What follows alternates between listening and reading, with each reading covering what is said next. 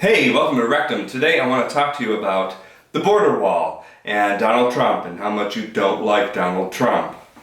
I don't like Donald Trump! Or how much you do like Donald Trump. He's okay by me.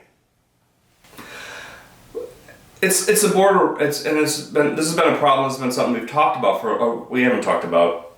The nation has talked about for almost 2 years now, and how racist the wall is, how racist Donald Trump is, and why building the wall is so bad. Well, go ahead, before I start, click subscribe, click thumbs up, and click the little bell icon so you'll get notified whenever I do a video. And I do, if you're new, I do a lot of videos on reviews of watches, and I'm going to do this camera at some point, and current events, people, lots of reviews. Nothing is an endorsement, and if something is given to me to review, I will let you know that it was donated for review. So let's talk about the wall. For those of you who don't live on a border, maybe there's some confusion between a border wall and a point of entry and a border. I grew up, spent my whole life on a border. I lived in Western New York, Buffalo, Niagara Falls, Lewiston, on the America-Canada border.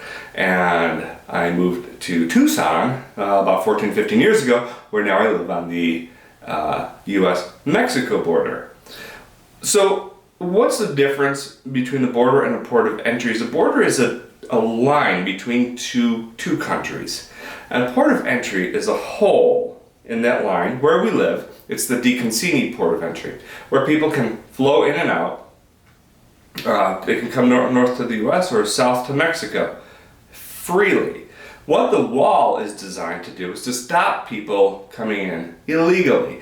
The DeConcini port of entry, and that's just the one by us, by me in Arizona, there's plenty of points to enter the US from Mexico. This is where you enter legally. You show your ID.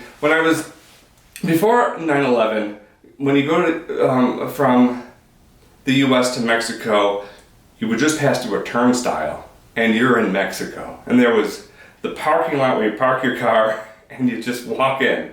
No questions asked. Getting back was a little bit more difficult. They wanted to know who you are, or maybe show your ID, a little bit more customs. Getting in was a piece of cake. After 9/11, we now have to present a passport. Still a piece of cake. So this is a tough one to talk about and kind of relay to you. That's where you're allowed to go in.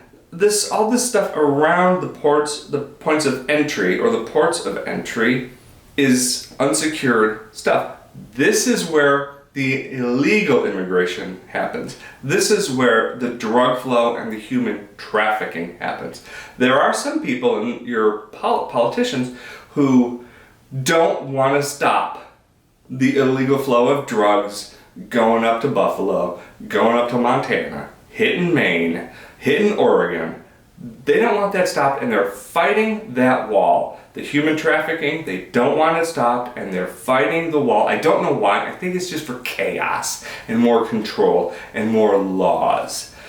And then there's other people who say, let's build this wall and let's ask everybody that's coming in, what are you doing? So now, with your passport system, going in and out, what are you doing? How long are you going to be there? How much money do you have? Where are you from? Okay, you check out. Go, head on in. Coming back from Mexico, how long were you there? Where are you from? Blah, blah, blah. All the same questions. What are you bringing back? Come on in. If you're a Mexican who lives in Mexico, you're traveling up to the States, you don't have any problems. You hit the port of entry, you tell them who you are, you present your ID. What are you going to do in the States? Going to Disney World.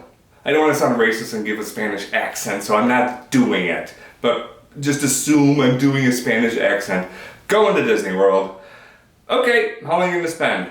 Well, Disney World is in Florida. It's a long drive. We're going to be here for 10 days. Off you go. That's all it is. That's all there is to it.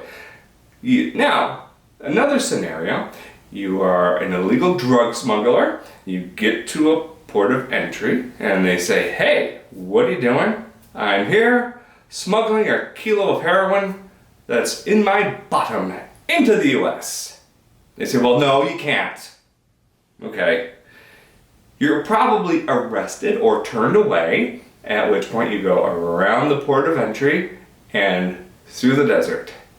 The wall is there, or is designed to be built to stop that.